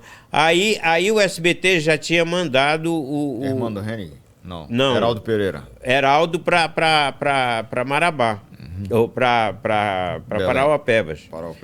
Ele desceu, pegaram um jatinho, ele desceu com um jatinho em Carajás. E o Heraldo no SBT. O Heraldo Pereira, esse que é da Globo, era do SBT, ele era o repórter do SBT em Brasília, né? O repórter do Boris, né? Do jornal apresentado pelo Boris em Brasília. Certo. E veio para Parauapebas. Aí o Heraldo foi para Parauapebas. Aí o Heraldo me liga, disse, não, mas porque você vai ter que...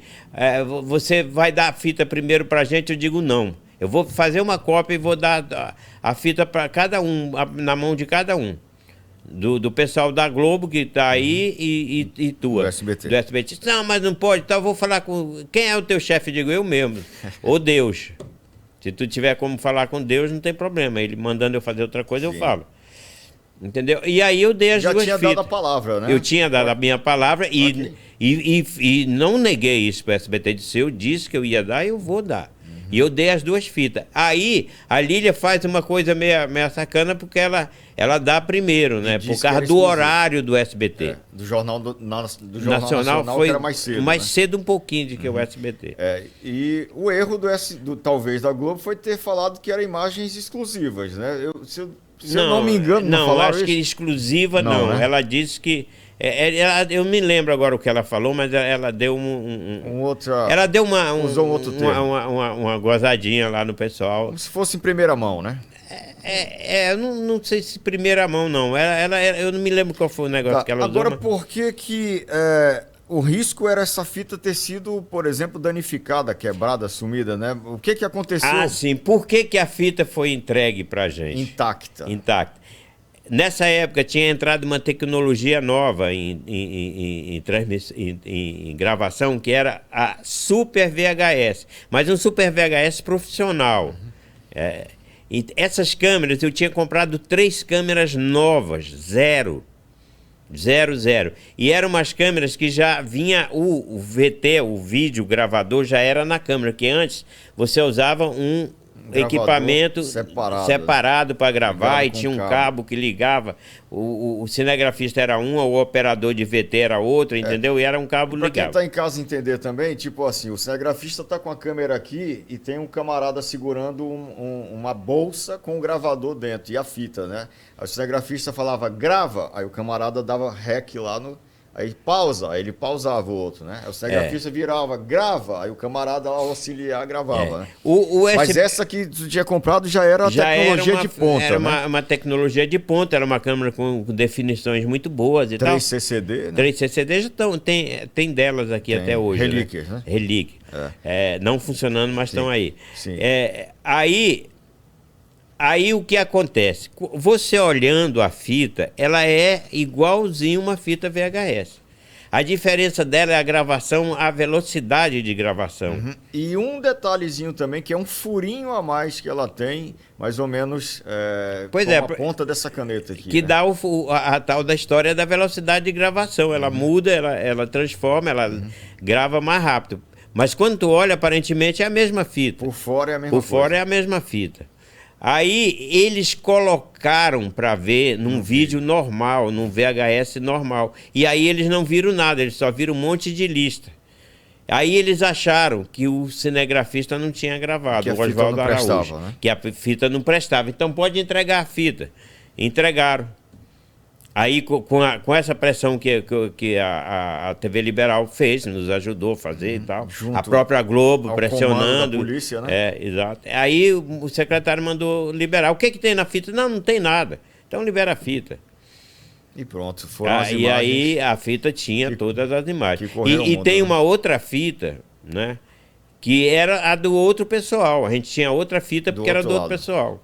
Também da TV Floresta, né? Também da TV Floresta, sim, que era outra equipe. O que muita gente não sabe... Agora é só uma questão... Eu ia falar um negócio aqui, rapidinho, mas pode dizer, eu ia contar uma outra coisa que muita gente não sabe, mas eu conto daqui a pouco, né, Porque Paulo? muitas das coisas que foram acontecer em seguida, nós fizemos. O Heraldo ficou lá, inclusive utilizando o nosso equipamento. O Hermano Henning veio depois. O Hermano Henning, que fazia o SBT Repórter, ficou lá mais de mês. Nós fizemos mais uns 3 programas juntos com eles. Nós fizemos. O Aqui Agora, com... Gil Gomes, aquele do Não, Gil Gomes. mas o Aqui Agora, quem veio foi o Gerson de quê? De Freitas? Acho que é isso, Não Gerson. lembro. O repórter que veio. E era uma guerra, porque o avião que ia levar a fita do Hermano Henning, do Heraldo Pereira, não levava a fita do... Do Hermano? Não levava do Aqui Agora. Sim. A disputa do Aqui Agora dentro da própria emissora, a disputa do Aqui Agora com o TJ Brasil.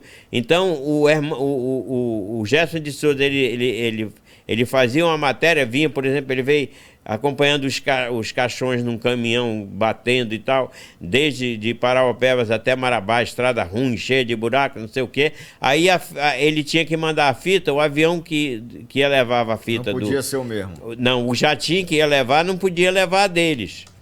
Impressionante, né? Entendeu? É uma coisa... E aí, quando eu fui para uma região... Aí eu fui para uma reunião em São Paulo, no SBT, e quiseram me chamar a atenção. Eu digo, não, eu acho que vocês precisam resolver entre vocês. Porque eu fiz tudo que era... Porque eu tinha cedido. Mas eu tenho direito de ceder, a produção é nossa, eu tenho direito de ceder. E nós fizemos vários SBT Repórter, nós participamos do programa da Hebe, nós participamos do programa do Jô, entendeu? Então... Isso pós... há 100 e poucos países, 160 e poucos países usaram aquela fita, usa até hoje. As imagens correram o mundo... Recentemente nós demos autorização para utilizar num documentário. Cederam a autorização? Cedemos, o Oswaldo participou, deu depoimento, entendeu? Muito bem, a gente está conversando com um dos pioneiros da radiodifusão no nosso país, né, inclusive, né? O estado do Pará, né, e tudo muito didaticamente, né, explicado aqui pra gente. Agora, o que muita gente não sabe é que a MC Online é pioneira quando o assunto é prover internet de qualidade para a gente, né? Quero ressaltar para você aqui que a MC é a primeira empresa a fornecer internet há mais de 25 anos, né? Atendendo com excelência, inclusive, o nosso município e conectando todos nós, né, com o resto do mundo, né? E possui a maior frota e a maior equipe de suporte técnico para você, meu amigo e minha amiga. E é por isso que eu também uso MC Online lá em casa e aqui na nossa empresa também. Seja você também mais um cliente da MC Online, faça parte da família MC Online Internet com qualidade. E, aliás, a internet, ela veio como uma ferramenta fantástica, né? Para o rádio e para a televisão, né? Para romper repente, fronteiras, né? Achavam que ia matar o rádio, né? E televisão. Achavam que seria concorrência, mas na realidade foi uma ferramenta a mais, né? São ferramentas muito espetaculares, ferramentas que nos permitem trabalhar bastante. E quando você fala em MC Online, eu me lembro quando nós pudemos ter o primeiro e-mail, né? Nosso e-mail era do UOL, através da MC Online, mas não tinha servidor ainda no início. Era o UOL, era @uol.com. joseadão@uol.com.br. E era a internet de escada, né? E nós estamos lá desde esse tempo com a MC Online. Desde o começo, né? Desde o começo. Muito bem. E com a internet a gente conseguiu, por exemplo, levar o som da Rádio Floresta, que antigamente era delimitado geograficamente pela potência do transmissor, né? Com a internet você rompe fronteiras e vai para o mundo inteiro, né? Para o resto do mundo, para qualquer lugar do mundo, você, ou fora, né? Ou lá no espaço, se você levar um radinho lá para o espaço, ou levar uma Alexa lá para o espaço, você pode dizer, sintonize a Rádio Floresta e ela vai sintonizar a Rádio Floresta. A televisão também, né? A televisão televisão também. Por exemplo, está gravando aqui um podcast, né, da emissora do nosso grupo que começou transmitindo aqui em Tucuruí a programação com um dia de atraso em relação a Belém, que era com um dia de atraso em relação ao Rio de Janeiro. Pois é, e essa coisa foi tão rápida. Essa evolução é um negócio impressionante. Quando você vê a dificuldade que a gente queria saber, assistir uma Copa do Mundo, você não tinha como assistir ao vivo, não sei o quê. A gente tentou fazer antenas de tudo que é jeito para pegar as coisas, entendeu? E você vê que isso evoluiu numa velocidade. Hoje o que a gente está produzindo, como a gente está produzindo, no instante você coloca em qualquer lugar do mundo, você se com o celular, né? Com o celular, a qualidade, a evolução das imagens. Sim, eu era cinegrafista, né? Quando você disse que comprou essas câmeras modernas, Vanessa, a câmera pesava 14 quilos. E eu ficava com ela e às vezes corria com ela no ombro, né? Eu sempre fui magrinho. Pois mas quanto pesava aquela anterior? KY? Pois pesava mais de 20 quilos a outra câmera, né? Acho que aqui agora começou usando. Exatamente. Mas o que eu quero dizer é o seguinte, hoje em dia, e isso era tecnologia de ponta na época, né? Era. Quando fez esse investimento nessas câmeras da JVC, né? E também da Sony, né? Mas hoje em dia a gente com o celular grava, publica na hora, faz ao vivo se quiser, é um avanço formidável. E você disse que queria fazer engenharia, né, quando queria ir embora para Brasília, lá em 1980, 81, por aí, mas na realidade não fez a engenharia, mas sabe de engenharia mais do que muitos engenheiros que eu já presenciei, inclusive, alguns diálogos nesse sentido. De onde é que vem essa sua facilidade para lidar com essa questão da tecnologia? Eu sou geminiano, né? E não sei se é essa dualidade, mas eu não tenho dificuldades para escrever. Eu consigo escrever relativamente muito bem. Aliás, da Faço academia, poesia, da Academia Tucuruiense de Letras, isso, né? Eu tenho a honra de pertencer à Academia Tucuruiense de Letras. E eu tenho facilidades para isso, mas não tenho nenhuma dificuldade com as exatas. Matemática, fazer, entender como funciona. Eu fiz cursos de aprimoração em TV digital, por exemplo, E tinha muito, quando eu estava fazendo, que eu fiz através EAD, mas pelo Inatel, que é o Instituto Nacional de Telecomunicações, uma escola de ponta que tem em Minas Gerais, ali encostada em São Paulo, né? Em Santa Rita do Sapucaí, encostada no estado de São Paulo ali. É um centro de excelência na nossa área. E eu tive notas disputando com vários engenheiros lá, tive notas às vezes até melhores que alguns. Curso recente? Foi não tem tanto tempo. Foi quando começou a TV questão digital. Da tecnologia da TV digital. Sim. E eu não tenho dificuldade de entender essas coisas, de aprender, de discutir, até de sugerir inovações, às vezes. Tem um filho seu que é muito parecido contigo nesse sentido, que é o Marquinho, né? O Marquinho também tem muita facilidade nesse sentido, né? Às vezes eu vejo vocês conversando, e o Pablo também, que é engenheiro. O Pablo tem formação, né, na área. Vocês conversando sobre encoder, não sei o quê, eu digo, rapaz, isso não é pra mim não, vamos conversar pra lá, porque são assuntos tecnológicos que tem que gostar também, mas né? Se tu vê a magia que é, como é que consegue fazer essa transmissão que a TV digital faz, entendeu? E que permite, hoje está aí, quer dizer, você conseguir fazer com um celular aquilo que já se consegue fazer, como você assistir em casa, né? Fazer o stream de um vídeo, é uma tecnologia espetacular, uma coisa fantástica e é encantadora. Muito bem. Aí teve uma outra área de atuação também que você começou a trilhar, que foi a questão da produção audiovisual, não para televisão, né? Radiodifusão propriamente dita ali como fim, né? Com aquele objetivo final ali. Vamos para a rua fazer uma externa e colocar na TV, né? Na retransmissora, ou mandar para a rede, né? Mas com produções audiovisuais de minisséries, documentários, uma outra área também dentro dessa produção. Quando nós fomos, eu tive um período que os meninos mais novos, essa turma de Pablo, Pietro, Stefânia, Juliane, precisavam estudar. E eles foram para Belém, mas eles eram muito novos e nos preocupava muito de não estar presentes e tal. Então terminamos indo para Belém. E em Belém, como eu não tinha nenhuma emissora de rádio em Belém, nem televisão, a gente colocou uma produtora de vídeo. Então nós fizemos muito publicidade em Belém, para grandes empresas em Belém, para autarquias. DVDs de bandas? Nós fizemos os primeiros DVDs de bandas realmente gravados por uma empresa de Belém. Ao vivo, né? Fazendo captação ao vivo, e nós fizemos dos artistas principais, dos principais artistas paraense. Dentre eles, Banda Sayonara, né? Banda Sayonara, Nilson Chaves, com a trilogia com Nilson Chaves, com Marcos Monteiro e a Lucinha Bastos. Fizemos clipe da banda do Chimbinha, lá, da Calypso, clipe que está no DVD nacional deles, entendeu? Então, um dos clipes de banda lá que nós fizemos.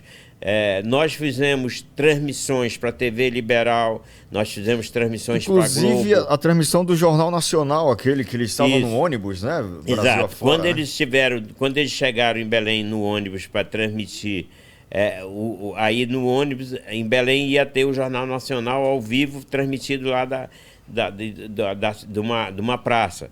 Aí os equipamentos que foram utilizados, as câmeras que foram utilizadas, foram da nossa produtora. Entendeu? Os suportes para teleprompter e o caminhão de externo, nós tínhamos um caminhão de externo, foi da nossa produtora. E o William Boni veio para fazer, a equipe da Globo veio, mas o equipamento fomos nós que transmitimos. Não transmitíamos Sírio para a TV Liberal, transmitíamos Sírio para a RBA. SBT também? Para o SBT, para todas elas nós transmitimos. O DVD que saiu do Jornal Nacional, saíram 2 DVDs dessa viagem, que foi o repórter... Na Estrada, se eu não me engano, né? Era aquela série, Jornal Nacional na Estrada, alguma coisa assim, né? Foi antes de eleição, e eles fizeram um diagnóstico da situação do Brasil e tal, e viajaram o Brasil todo num ônibus, ou, dependendo da situação, em um barco, que foi o caso de Belém, para frente, entendeu? E saiu um DVD. E eles fizeram 2 DVDs. A edição do DVD da parte de Belém, a edição foi a edição que nós fizemos na produtora. Eles utilizaram a mesma edição. Gostaram da edição e utilizaram a mesma edição. Maravilha, né? Sendo referência também. E aí temos, né? A produtora, ela fez muita coisa. E a gente começa nessa linha de cinema ou televisão fazendo um primeiro Doc TV. Nós fizemos para a TV Cultura a nível Rede Cultura de televisão, a nível nacional, que é a Fundação Padre Anchieta. O primeiro foi a descoberta da Amazônia pelos Turcos Encantados. Fizemos um segundo, Chupa Chupa, a história que veio do céu. Chupa-chupa, o negócio dos extraterrestres. Dos extraterrestres lá de Colares. Colares, né? Sobre Colares. Aí fizemos a Ikeuara, sobre os índios. A Ikeuara, que inclusive eles vão estar sendo exibidos, deve estar sendo exibido em breve pela TV Senado. Fizemos Diários da Floresta. A Ikeuara foi também para a Amazon Prime, ele foi para a Amazon Prime, né? Para o stream. Diários da Floresta passou na TV Cultura, passou no Canal Brasil, que é um canal da Globosat, do grupo Globosat, que exibe também TV por assinatura. Passou no Canal Brasil, foi para a Amazon também. Tem aí umas possibilidades de carreira ainda pela frente. Foi feita aqui em Tucuruí, uma série com 5 episódios de 26. Foi Fizeram, inclusive, aqui em Tucuruí. Uma aldeia cenográfica, né? Aldeia indígena. Tem qualidade muito boa, né? Sem dúvida. Uma superprodução, né? E fizemos recente a descoberta, o Transamazônica Utopias na Selva.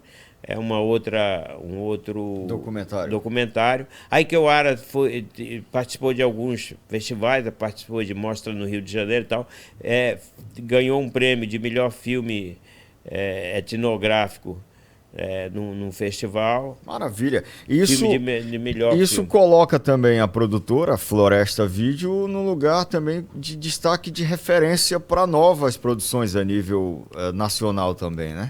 Ela é uma das produtoras mais bem rancadas, tem um ranking da Ancine, entendeu? Ela é uma das principais produtoras aqui no estado do Pará, na região norte. Certo. Entendeu? Ela tem agora, por exemplo, com a Lei Paulo Gustavo, provavelmente vai se conseguir algumas outras coisas. A produtora também tem a coordenação do Pablo, né? Entendeu? E da Sônia, mas a gente coopera com eles em termos de direção executiva, entendeu? Mas é uma coisa que a gente tem uma expertise muito grande, tem um conhecimento, agora recente, por exemplo, hoje nós tivemos uma reunião com uma distribuidora grande lá do Sudeste e uma produtora do Sudeste que está nos chamando tentando uma parceria para construirmos aí fazermos um longa-metragem muito interessante. E estamos atrás de ver se isso é possível. Então vem mais coisas boas se Deus pela frente, né? A gente precisa começar a desacelerar para finalizar o nosso bate-papo. Eu não vou contar nada, não? Pois e tem tanta história ainda para contar, né? Por exemplo, você foi recentemente convidado por uma faculdade aqui de Tucuruí, faculdade de psicologia, inclusive, e eu sei que a sua palestra, o seu bate-papo lá com os alunos de psicologia os deixou encantados, né? Eles já estão ansiosos para poder conversar contigo.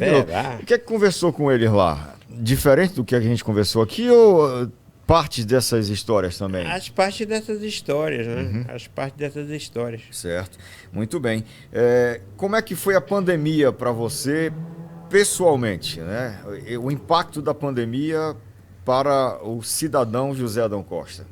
Não o empresário. Não, não o radiodifusor. Eu tive logo no início, né? E foi um instante muito dificultoso, porque se sabia pouco. Embora a gente estivesse no nosso dia a dia trabalhando com isso, né? Porque nós participamos, buscando informação, buscando tudo que estava acontecendo, mostrando, noticiando.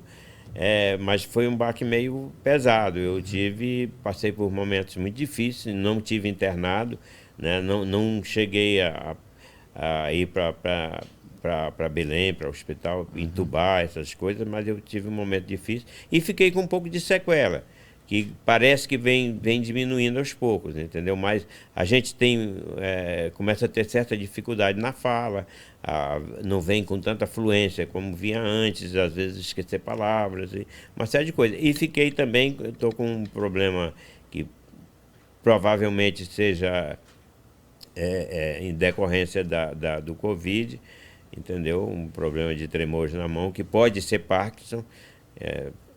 O tratamento que está tendo é para isso, mas... E teve um start depois da Covid. Depois da Covid. Então, mas eu acho que vai se levando, vai se caminhando e a gente procura fazer... E no aspecto empresarial, a pandemia mudou muita coisa em termos de relacionamento também, possibilidade de exercer atividade, deu uma mudada geral também em algumas coisas, entendeu?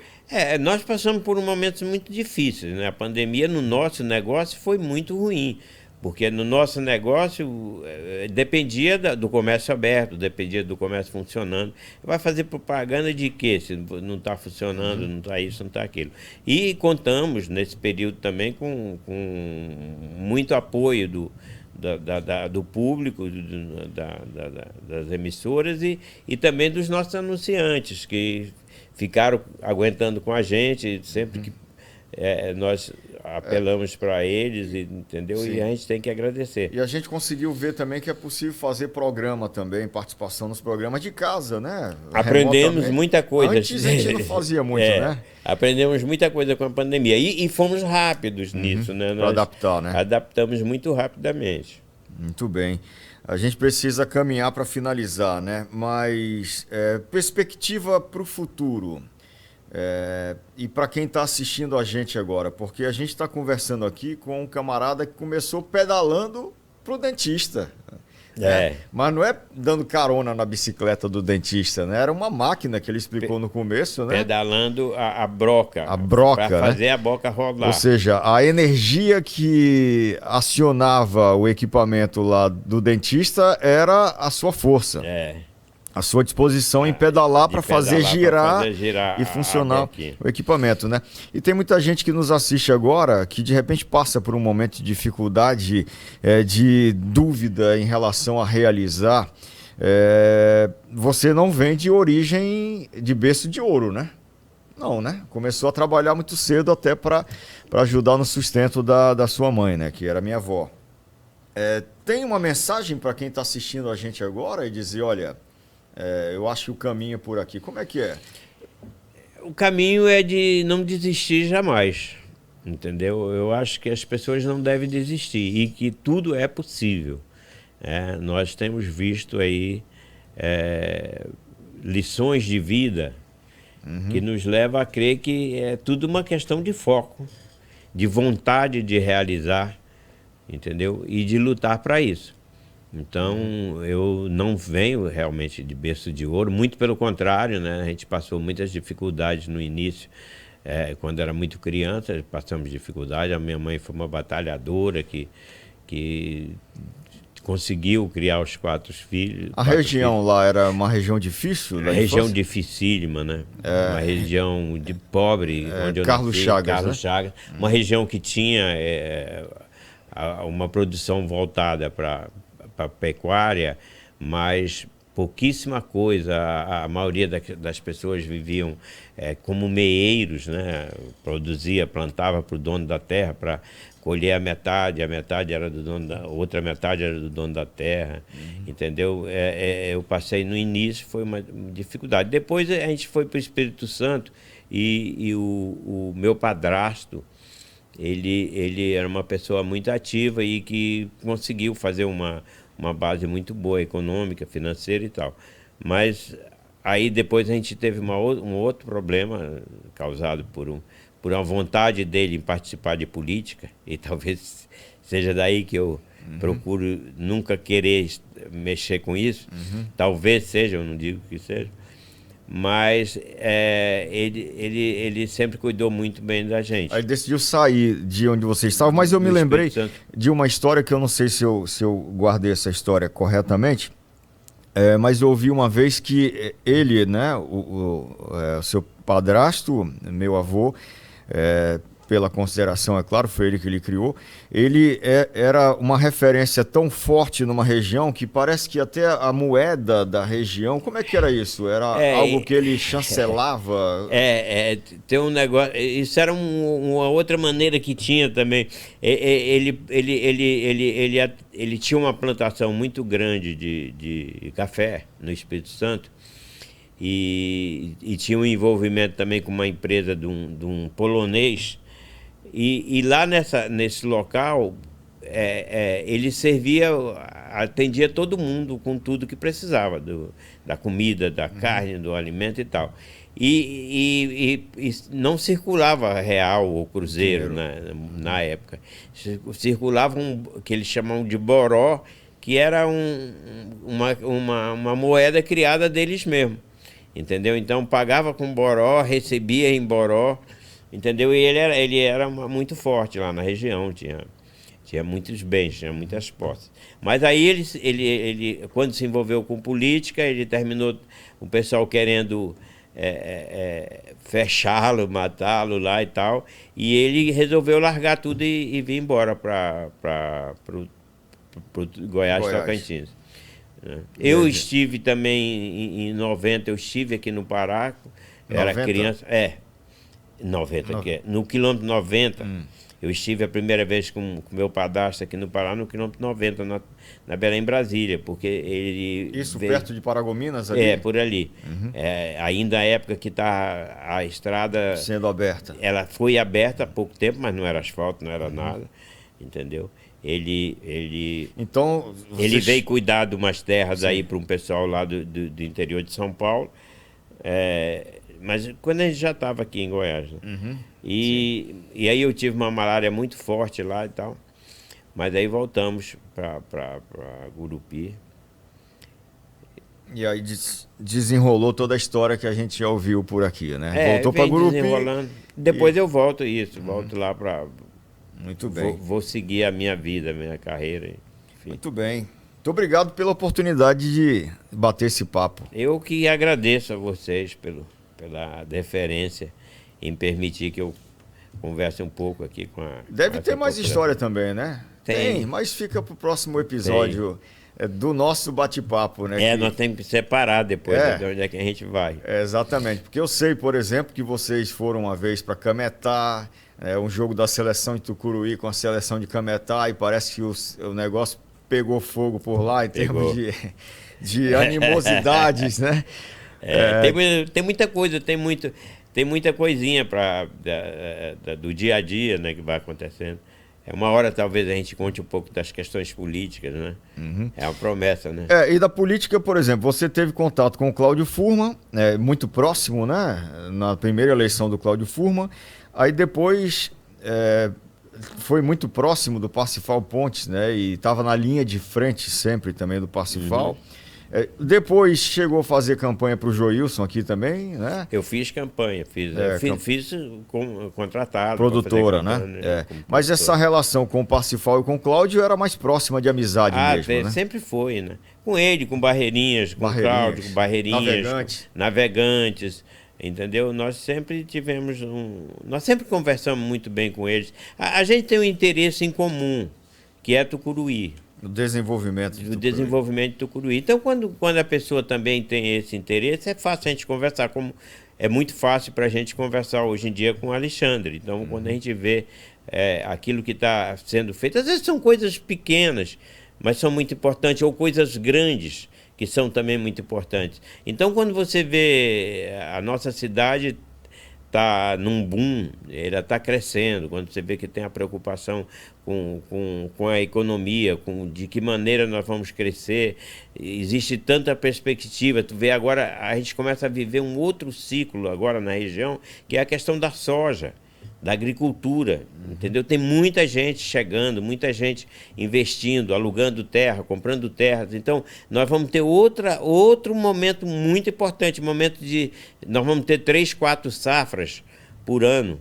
Então, a economia vai esquentar. Esses investimentos que têm sido feitos na nossa cidade também vai trazer resultados para o turismo, vai trazer resultados para a economia do modo geral. Então, tem muita coisa. Tudo aquilo que envolve o desenvolvimento de Tucuruí e que as pessoas mostram que têm interesse, eu acho interessante e participei por muito momento, como você já em pouco tempo, muito menos tempo que você está aqui do que eu, mas você também já participou e a gente está sempre aberto a participar. Vamos ter momentos muito importantes com o início aí do curso de medicina, enfim, as faculdades crescendo muito, a Gamaliel, as outras aqui, o Almi, que é um outro exemplo. Uninorte. Uninorte, que começou as aqui. As públicas também, o EPA, o FPA. As públicas, o EPA, o FPA e FPA, entendeu? Sim. Tudo isso é muito importante para a nossa cidade e região. Nós temos aí uma questão grande pela frente,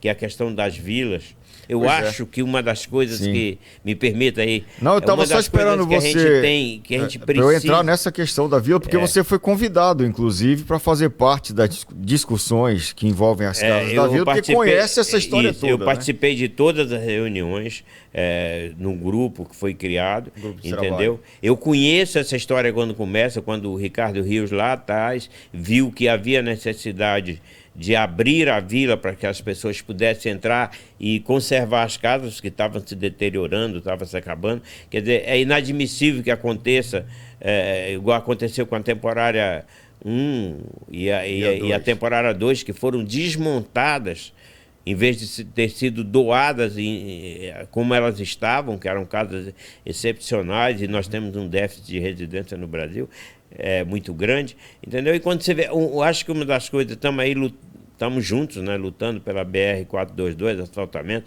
mas uma das coisas que eu acho que nós precisamos juntar agora e lutar muito é o asfaltamento dessa estrada que liga Breu a Baião. Eu acho que isso para nós seria são 80 quilômetros só. E fundamental, 80, fundamental. Nós teríamos mais uma via para acesso a Belém muito importante. Além essa da questão, PA-150, né? Essa questão do porto, de fazer um entreposto aqui, porque nós vamos ter movimentação muito grande aqui. Então tem muita coisa que nós precisamos lutar e a Rádio Floresta, eu espero que continue aberta e sempre ombreando com esses assuntos da comunidade. Estaremos, sem dúvida, né, inspirados na sua história e Obrigado. De todos que começaram essa história, né? Paulo Viana, Antônio Nazareno, Cláudio Furman, seu Jair e você, né? Sendo que você e o Paulo Viana foi quem ficaram à frente tocando a empresa. Exato. E você mais diretamente, né? Muito obrigado pela oportunidade. Não demore a participar novamente. Obrigado a vocês. Obrigadão. A gente agradece também a você que nos acompanhou até aqui. Quero pedir para você apertar no sininho aí, que vai gerar as notificações sempre que a gente tiver um novo conteúdo tão fantástico igual a este que a gente teve hoje, né? Com tanta história sendo contada para a gente, história real, né? Vivência, experiência. Aperta no sininho, segue a gente e também no Spotify, pode seguir, vai ser uma honra ter a sua companhia. Muito obrigado à Floricultura Zilmara, que fica ali na 31 de março, e também à MC Online, internet com qualidade. A gente se reencontra sempre aqui no nosso podcast Na Floresta.